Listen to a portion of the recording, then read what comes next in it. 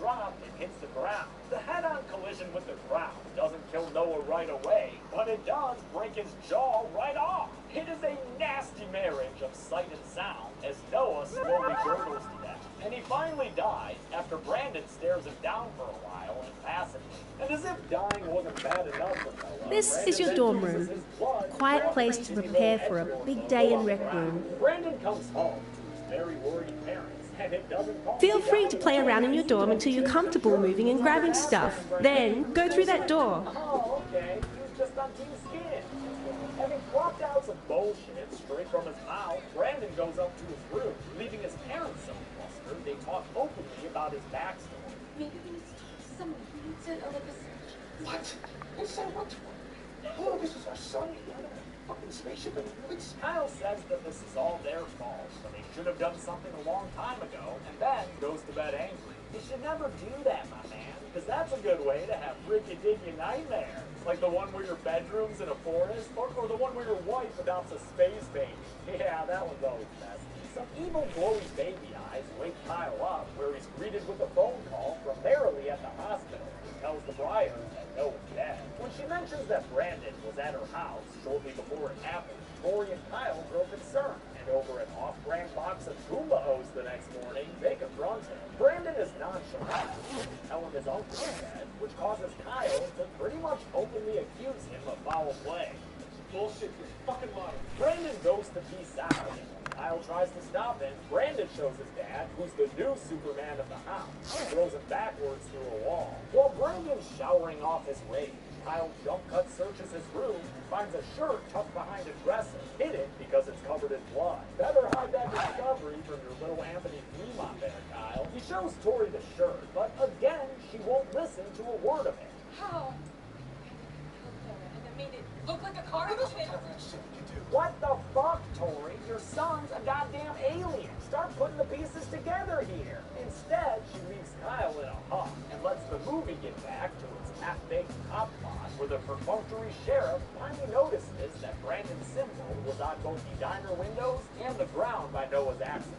Kyle has a patriarchal cry as he takes a walk down memory lane to a time when Brandon was younger and much less murdery. In bed that night, he comforts Tori and tells her that he's gonna take Brandon hunting over the weekend to show that he still loves him. Aw, that's nice.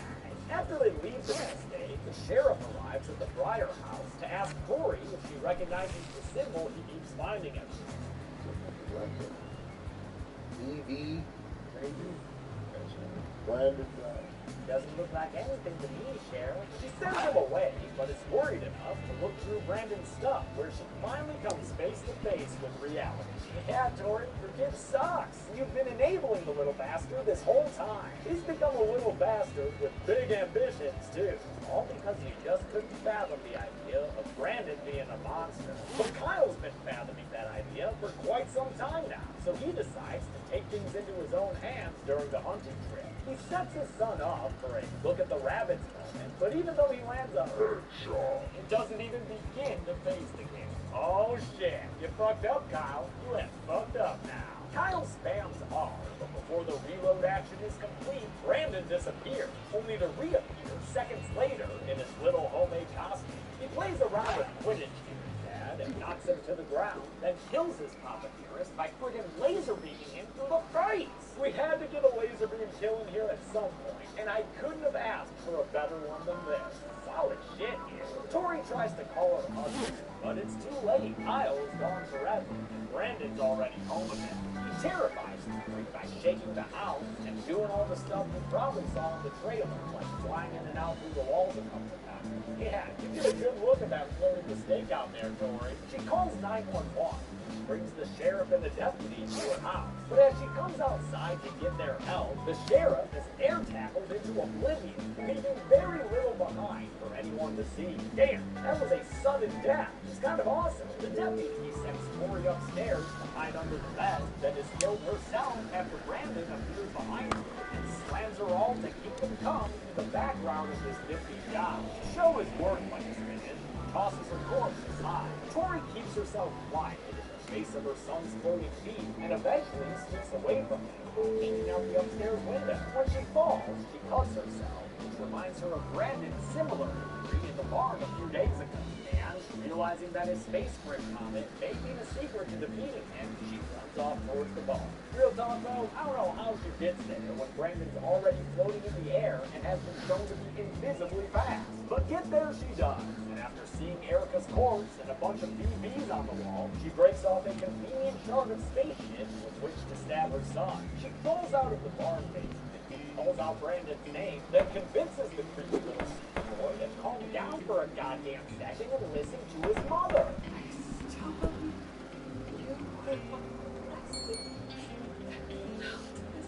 The words of matriarchal love seem to assuage the young lad, who tells his mom that he wants to be a good boy, he promises, but he can't do that if he's got a shard of metal in his back. So knock it the fuck off, Mom. You're not helping. God. Tori tries to apologize, but it's too late. Brandon cries out and flies up, and away, taking his mom high into the night sky to show her a new world. Sorry, no, that's what he does. It's completely cold-blooded, but he just pulls his mom out and drops her. At least she'll have plenty of time during free fall to think about how she shouldn't have tried adopting an alien space baby. Oh shit, y'all, the movie's almost over and the body count is enormous. I'm so sorry, all you big lumber lovers. This must be so difficult. Here, how about we add an entire goddamn plane to the count? Because Brandon sees one in the sky and apparently just blows it up. Since its wreckage is seen the next morning. Oh hey, listen to these nice reporters here. They're doing my counting job for me. No survivors among the 268 passengers on board. Way to hook me up, Final Destination style. And just like in Final Destination, I know that the number they say is of the plane's passengers, but I think in these casualty reports that would include the crew, right? Like the crew members were still passengers on the plane in one sense of the word, you know? I don't know. All I do know is that Brandon Breyer is a bad guy. Because after a last-minute title card, that dope-ass Billie Eilish song plays over credits to confirm it. We see some more news reports, and yes, one of them shows a building collapse, but I can't count kills there because it's literally impossible. Besides, maybe the building was somehow evacuated beforehand? You don't know, okay? The movie ends with Michael Rooker as a YouTube conspiracy theorist ranting about other mythical figures in this universe, like the Crimson Bolt from Super, the 2010 movie made by producer James Gunn. Thanks to Brandon Breyer, how many people's life forces are no longer burning bright?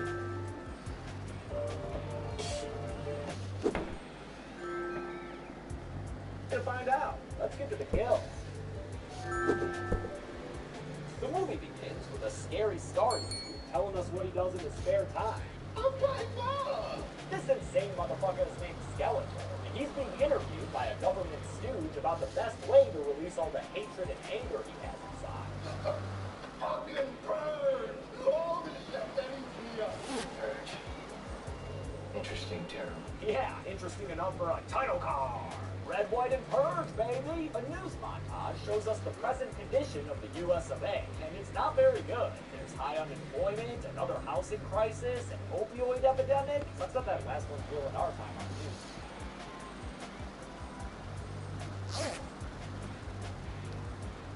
All this turmoil has led to a third party having some unrealistic success. It's the new Founding Fathers of America, who, the movie notes, gets most of their funding from the NRA. That gun money and a healthy dose of both sidesism wins the NFFA the White House, and milquetoast President Bracken promises America that he'll make everything okay. Bump on over to Staten Island, 2 days before the experiment, as the purge is currently being called. Instead of the nationwide purge we know from the other films, this first iteration will be restricted to Staten Island as a sort of laboratory of purgeocracy. The government has set up trailers here to conduct more close-up bright white interviews, and these give us all the exposition we need to know. Participants in the experiment will get $5,000 just to stay on Staten Island with a tracking device in their arm, and could make additional money if they engage in further participation. And then kill someone.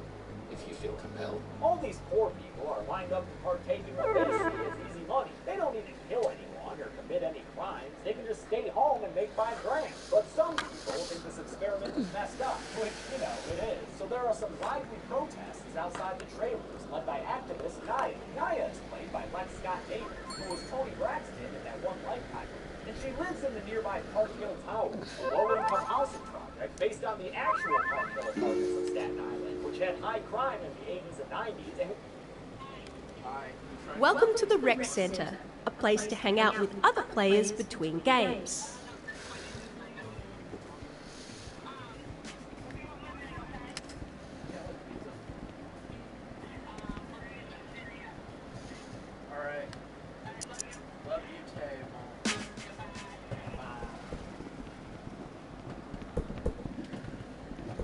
Which is where the Wu-Tang Clan comes from. I hear they're nothing to fuck with. Naya lives with her brother Isaiah, who is not very happy about the leaky condition of their low-rent apartment. As the protesters chant "Do Not Purge," CNN's Van Jones, playing himself, interviews NFFA Chief of Staff Arlo Sadie, the kind of Sean Spicer who defends the purge alongside behavioral scientist Dr. May Updale, played by Aunt May Parker, Marissa Tomei. I still can't believe it.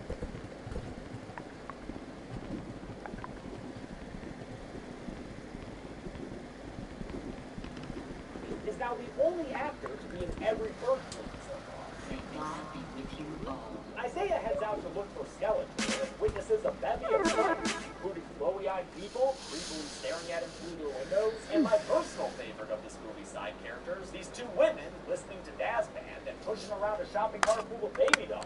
Damn, these ladies are loving it. Turns out their baby dolls are explosives that they line the street with, and they nearly end up purging Isaiah just for kicks. Sadly, that's all we get of these gals, but... Ready to start. Other, more consequential antagonists are also prepped for purge. Capital A, that purge-hungry dealer in Dimitri's group, gives a perspiring speech and pumps his crew up with rhetoric and recreational drugs. Meanwhile, Skeletor, who's a huge Dream Warriors fan, doesn't need a crew, and instead psychs himself up all on his own. He heads out to where this one dude is trying to rob an ATM with impunity and secures the first kill of the purge and the kill count by stabbing the guy with his knife. Yeah, you're kind of hard to miss, man. You're 6'2" with head scars and glowing eyes. But so far, Skeletor is the only person interested in it. A pawn shop does get robbed. Game but on. besides that, most people are just chilling and not killing. They're even fucking having doing. raves, as the NFFA discovers. Isaiah runs into his friend slash store manager Kels, and the two of them go to one of these purge parties, which looks like a block party that would have gone through a college. Erroneously thinking I was cool enough to be there. You can't make it a college games. What do you think? This party's vibe is about to get harder. Here comes Skeletor, protecting his Rex Rivers. Among them, Jesse and Alpha from knocking against Skeletor.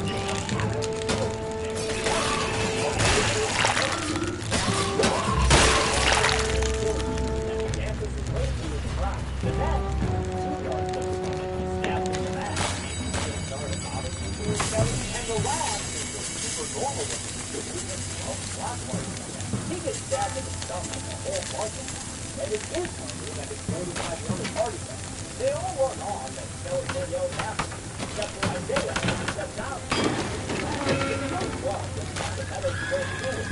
Skeletor has to run out of his hand, scaring the thing away and punching at him. He takes refuge in the station and performs glowy-eyed moves, but he manages to hide the fact in the back door.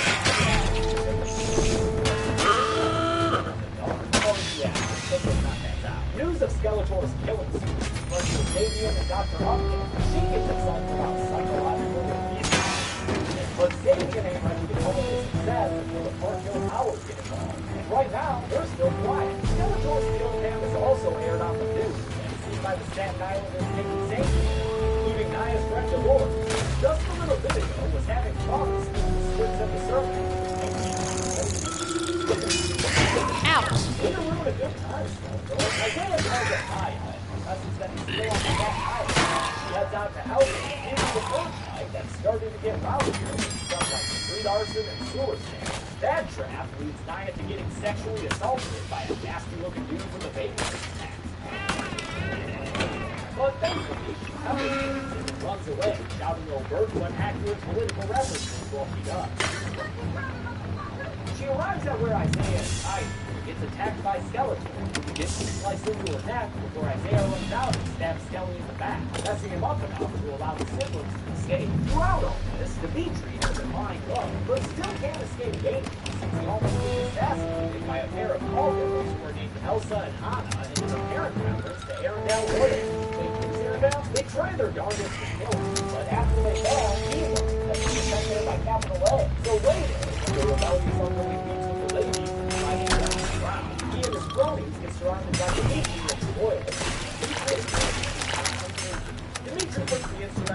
city by putting the cap into capital A. He also has his crew shoot down the lowercase letters who were with him, giving us a total of 3 new kills for the count. As for Anna and Elsa, he lets them live but banishes them from the island. You know, some other bullshit in other lives. Sabian is a little more whiny about how people are emerging at predicted levels, even though Dr. Upton tells them nothing. That's science, bitch.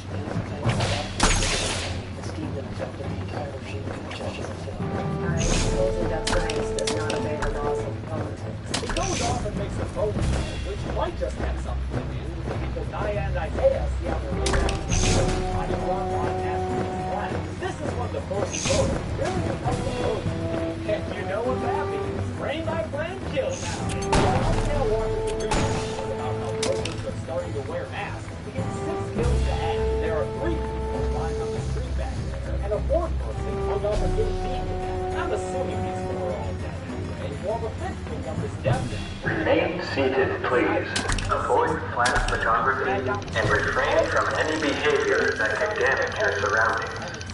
And please, enjoy the ride. Hope all the grenades didn't burn up. I need this. Ice cream treat. Steve off with a armed man. Shoot down some dude at the back of an SUV, giving us another kill to the count. But the real increase in numbers here will come at the end of Dimitri himself. First he breaks one of these dudes' necks, and after grabbing the guy's gun, he quickly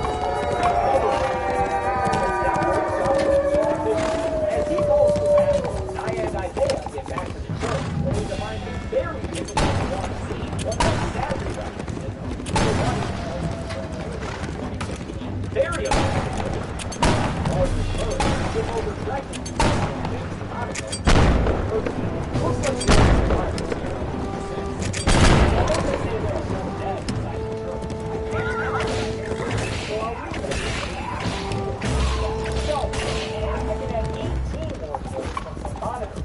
There's one person on fire in that bottom left screen. One dude runs into a boulder bottom second.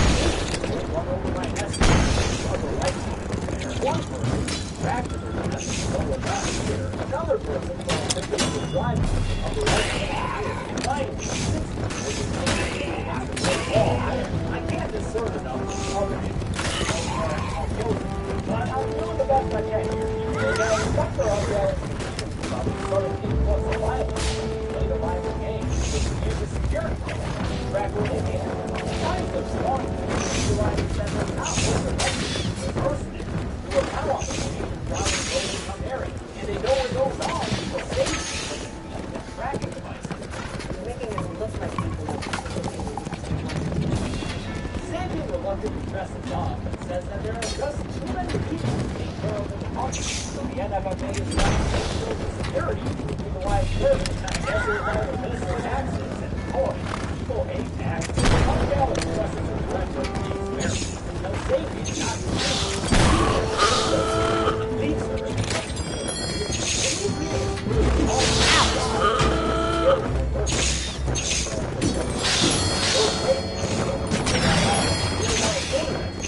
turns out they need a team dude who dug down there. As we see in this long shot, that is my downtown body.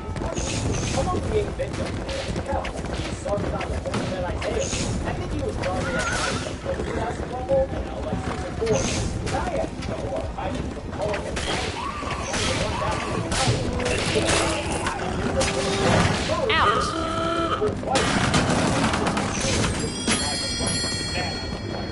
and then another nearly 12 kills with one of the baseball players, killing one before a white shot and all of it on the field. Play ball!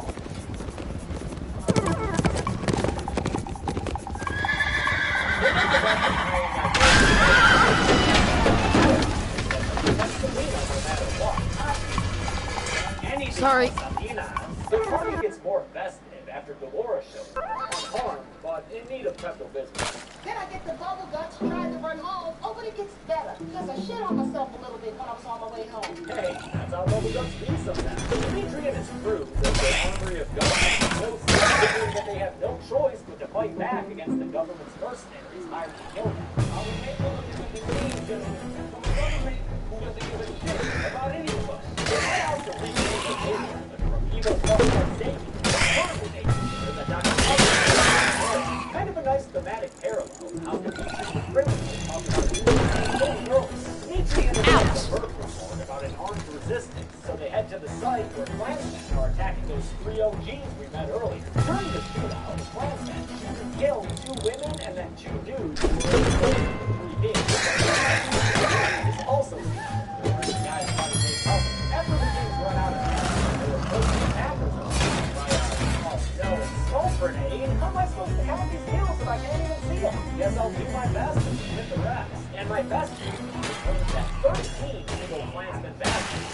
by Dimitri and his gang here. It happens through a variety of means, mostly shooting and stylized broken shots, but there's also a fair amount of splitting, stabbing, honestly, it's a grind. And it all happens in only 30 seconds. Hot damn! He and his crew come out of the fog like ghost spirits and rearm the old highway before hearing on the radio that the mercenary teams are headed to the Parkville Towers. Back to the ghost pirate ship. So they get to the one themselves has to die, but they don't know the mercenary has the only one who does one of these lieutenants who shoves his boss underneath an SUV for safety and is promptly killed by a hail of bullets. He walks Blade and 5 nameless members of the Entourage. 7 and 7 survived growing up to encourage John deathbed fist bump, but I don't think he died shortly after the feature had died. I am the other, the malicious storm into the tower, decide to bump her down while Dimitri calls her up with some intel on the ground. Wait, these racist-clad soldiers called the Smileys and their leather-gibbed Pimp Daddy General Smiley are about to make my job miserable as they tactically murder everybody they see. Dimitri gets in on the first floor and finds immediate evidence of their efficiency when he sees 9 people murdered in the hallway. Some dudes, some ladies, some unknown. Well, the Smileys kill another 3 on a higher floor, putting an end to this Ready to start. residence.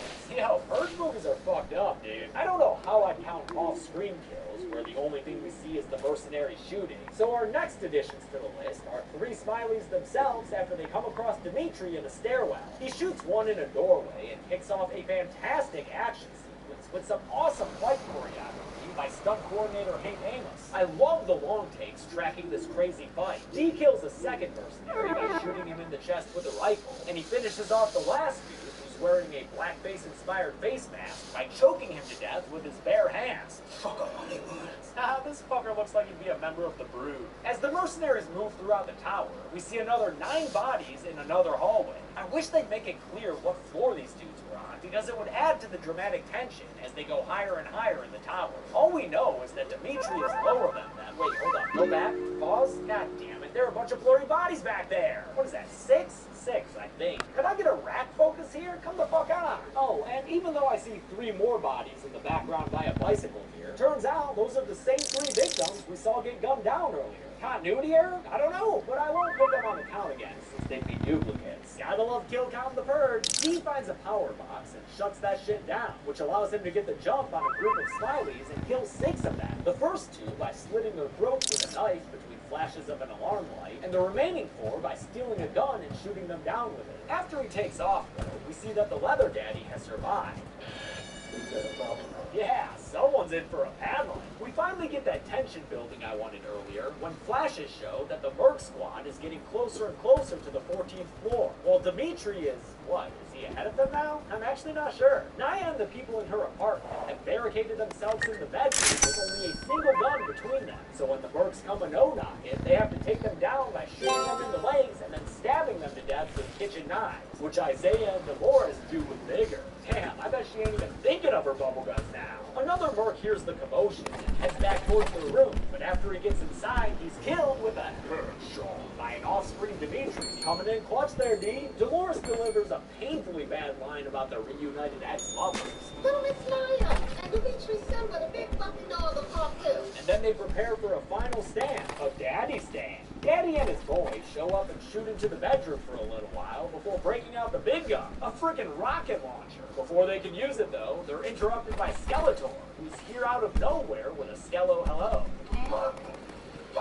After that first guy, Skeletor seems to kill 3 more Smileys with his knife, but I think they double filmed the action here, because all 3 of the dudes he stabs appear to be alive again when they turn around and shoot him, so I won't count them as dead right now. We'll only count the first Smiley and Skeletor himself at this point. But don't worry, those other Mercs get their just desserts after Naya throws an explosive at their feet. D takes a gut shot from General Smiley, but still hits the explosive with a bullet. So now I'll count the remaining mercs in that room as dead. There's General Smiley Leatherdad for sure, and then I think he had 5 Smiley boys with him. We can count them in the shot from Skeletor's perspective a second ago.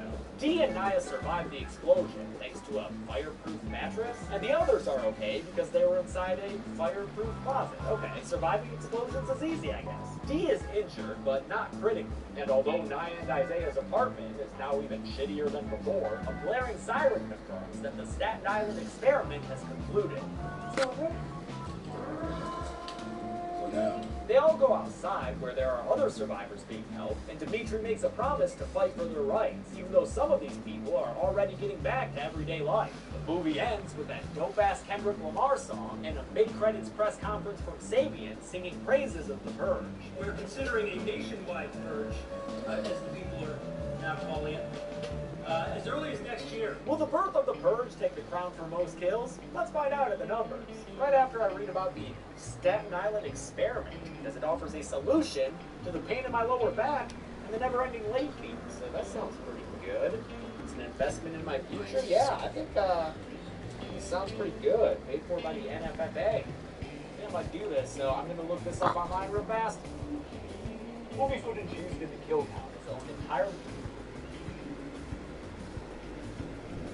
History of the Jigsaw Killer, and of course, the traps that force the victims to make difficult decisions if they want to come out alive. The original also sets up the twisted storytelling and flashbacks within flashbacks that would give this series one of the most convoluted running storylines in all of horror. Over the next 8 weeks, I'll guide hardcore fans and the uninitiated alike through all of this madness. But right now, let's start at the beginning and get to the kills. The movie begins with a blue light surrounded by darkness. The light's attached to something floating in a tub of water, and when this dude wakes up in it, the light goes straight down the drain. Later, remarkably quiet movie. Just look at the sound waves from the movie following premiere. Now compare that to the sound waves from Jurassic World Fallen Kingdom, which came out the same year. Crazy, right? There are more flatlines there than a hospital with a power outage. It makes for an enjoyably tense viewing experience that'll leave you seriously regretting that order of nachos. How many people end up getting killed because they just couldn't keep their mouths shut? Shh, let's find out and get to that. The movie begins 89 days after an alien invasion that's left towns like this one completely deserted. Amidst this silent emptiness, the Abbott family scavenges for medical supplies. Mother Evelyn, a doctor, knows just what to give for her ailing son Marcus, although she has to be very careful not to make any noise while she's grabbing it. Here you go, Marcus. Pills are good. Pills are good. The youngest child in the family is little boy Bo, and he's not as careful as his mom when it comes to being quiet. Luckily, he's got older sister Reagan looking out for him and keeping everyone not killed. Reagan is a deaf character played by actually deaf actress Millicent Simmons, who helped teach the rest of the cast the American Sign Language they use throughout this movie. As they're getting ready to leave, Bo walks up to them, and the rest of the family reacts like he's pointing a gun at him. Turns out he's just got a noise-making rocket ship toy that Father Lee has to disable by way of removing the batteries. Listen to your pops, kid. That toy's too loud. As the family leaves the pharmacy, Reagan tries to be a good sister and give Bo his toy back, telling him to keep that shit on the DL. Stitches get stitches, bro. But unbeknownst to her, that little bastard grabs the batteries on his way out too. And so it's not long after this family starts heading back home, walking carefully along the sand-strewn path to keep their footsteps quiet, that things go wrong. It happens after we're introduced to a great feature of this film, the way it jumps between different hearing perspectives of the characters.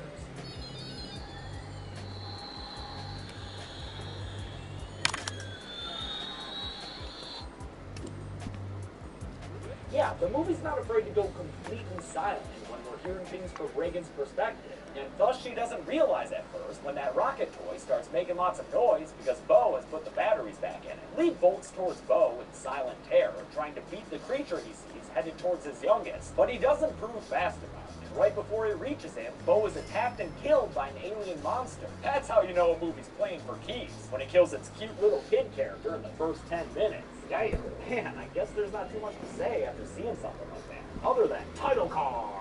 That's a just quiet face. It's now more than 1 year later, and the Abbott family has done everything they can to adapt to this new way of living, including including having a bunch of cameras watching over their property and reminding themselves of their circumstances with admittedly cheesy newspaper headlines and whiteboard musings. No, I don't think Lee would actually write, "What is the weakness?" on his whiteboard, but they've got to give us exposition somehow, and it ain't about to be through dialogue. In a matter of minutes, we learn everything we need to know here. Primarily, that the aliens operate on sound and that there are 3 of them in the area. Great. Although Lee's efforts to contact other countries with SOS radio signals have proven unsuccessful so far, we do see that there are other survivors in this world based on the beacons of Gondor he sees lit up in the distance. Lee makes sure to light his own flame to let those nearby families know, hey, still here, haven't gotten killed by the monsters yet. Part of the reason they've survived so long enough to deck out their entire farm in Christmas lights, is because they've listened to that newspaper headline and are constructing a living quarters underground. This subterranean hang zone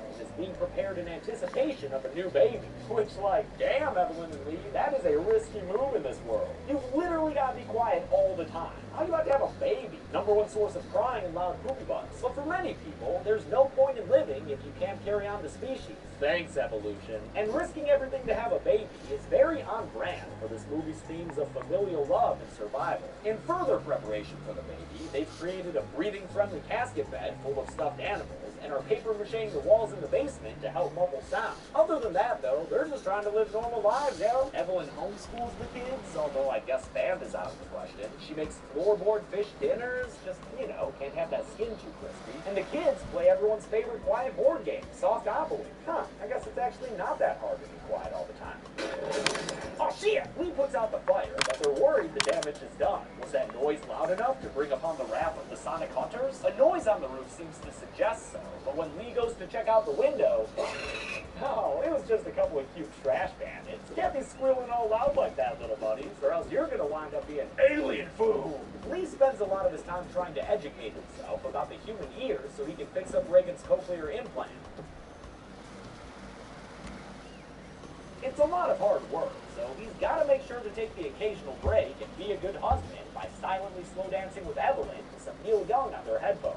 Good thing they've got Harvest Moon available and aren't just stuck with his latter-day Monsanto material. That would be a bummer. The next day, as Lee prepares their sandwalk and Evelyn listens to their unborn baby's heartbeat, Reagan tries to go into her dad's basement workshop only to be told no, she is not allowed down there. Lee tells her that she knows why she's not allowed, but I'm actually not sure. Is it because she'll make noise? I don't know. He tries to give her his latest hearing aid effort, but she's resistant because his attempts to fix the implant never seem to work. And sure enough, this latest iteration doesn't appear to have done the trick.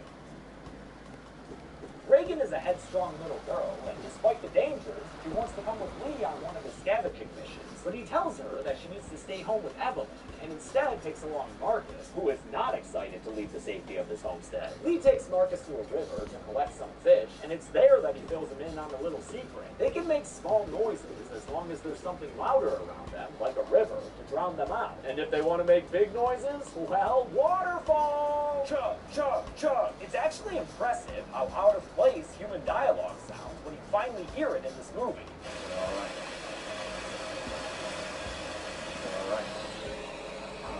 In fact, the sound design, done by Erica Dahl and Ethan Vanderlip, sound editors who have worked on everything from Lord of the Rings to Transformers, has been nominated for an Academy Award. Sadly, it's about the only representation the horror genre got from the Oscars this year, because Annihilation and Toni Collette were fucking robbed. During the father and son's waterfall-covered conversation, Marcus asks Lee if he blames Reagan for the death of Bo, and more pointedly, if Lee still loves his daughter.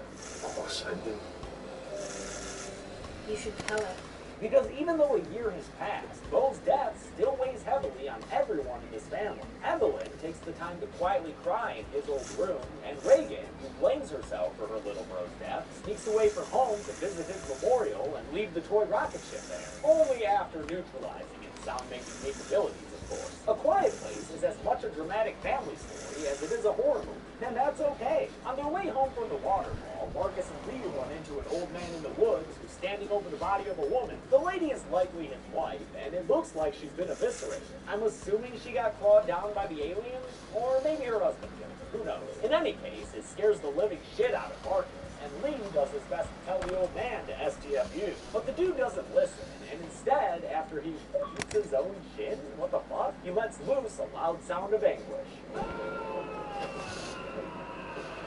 Lee and Marcus hide as the guy gets killed in an apparent suicide by monster. Hey, to be fair, it seems like the monsters kill you quickly, so if you're looking to go out, might as well cause a ruckus and do it that way. Back at home, Evelyn's menial laundry work ends up being a forebearer of danger after she accidentally exposes a nail in the steps. That proves to be pretty inconvenient later on, after she discovers that her water has broken. As she heads downstairs to flip on a warning light, she steps right onto the newly freed nail. But thankfully, Evelyn is one tough lady, and she manages to stay quiet even as she has to pry her own foot free. Unfortunately, during this incident, she knocked over a glass picture frame, so after she makes it over to a light switch and activates the red warning lights they've strung outside on her farm, she goes to return upstairs only to find there's an alien in the house. And I don't think it's here to be a midwife monster. Evelyn thinks fast and sets an egg timer on the shelf, then bloodily steps her way over to the other side of the basement to hide. The monster comes downstairs and, with its super gross super hearing, detects the ticking of the egg timer. After the alarm goes off, the alien freaks out and attacks it, affording Evelyn the chance to escape upstairs. Lee and Marcus make it back home and see the red warning lights, which sends them into a panic. Lee assigns Marcus to Rocket Duty so he can create a distraction and save Evelyn, who by now has made it into a bathtub where she's painfully awaiting to give birth, biting her tongue to stay hidden from the monster creeping up behind her. Luckily, Marcus doesn't take a long time, and he becomes a Rocket Man right before it's too late.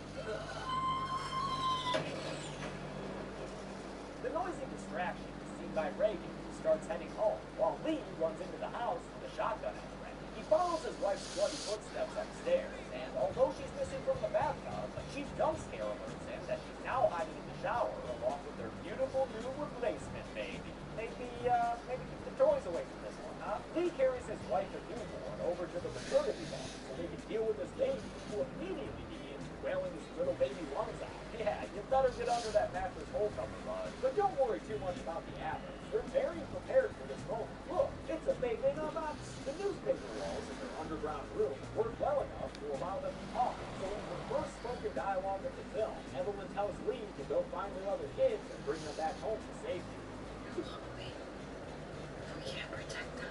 He promises to her and heads out from their underground room, somehow not noticing that a nearby broken pipe is currently flooding the entire barn.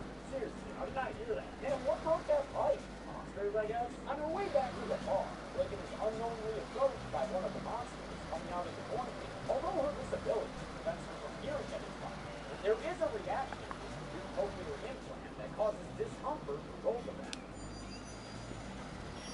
The noise ends up being so painful to the alien monster that it runs away. When the implant quiets down in response, Reagan realizes that she's got some monster radar in her head. I think, right? Is that what she's realizing there? She continues on her way and meets up with Marcus. So together, they head to the top of the grain silo and light a signal fire to show where they are. But eventually, they run out of lighter fluid. And although Marcus wants to stay there, believing that Lee will come for them, Reagan doesn't have as much faith in what they do to protect her. Back in the bar,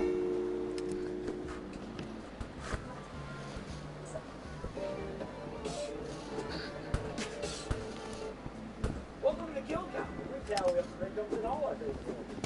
I'm James H. News, and today we're looking at The Bird 2, Land's End. Just kidding, we're looking at Bird Box, released on Netflix in December of 2018. I don't know what was in the water this past holiday, but I had never seen a movie that won the Quest for Kill Count than Bird Box. Seriously, no one shut the hell up about it. So, just for you, I figured out a way to legally get Netflix movie files in an editable format so I could cover the standard. Don't say I never did nothing for you. Bird Box is based on a 2014 novel by Josh Mallory that takes place in a world where people have to blindfold themselves whenever they're outside, unless they see the horrific supernatural beings floating about that are so magnificently awesome that they cause them cold and commit suicide. It's superficial compared to the quiet world, denying the areas of the sense to survive, but it is worth noting that the novel Bird Box came out years before a private was made. It's also worth noting that this movie is just okay. I can't for the life of me understand why it got so popular so fast, other than, I guess, the lead. As far as the movie itself goes, it's a bit too long and pretty poorly paced, and it doesn't explore all of its intriguing ideas in the most satisfying way. But that's not to say I hated it either. I still found it to be a mostly fun watch, helped by the excellent cast headed by Sandra Bullock. How many kills, self-inflicted or otherwise, took place during this mediocre movie? Let's find out and count up.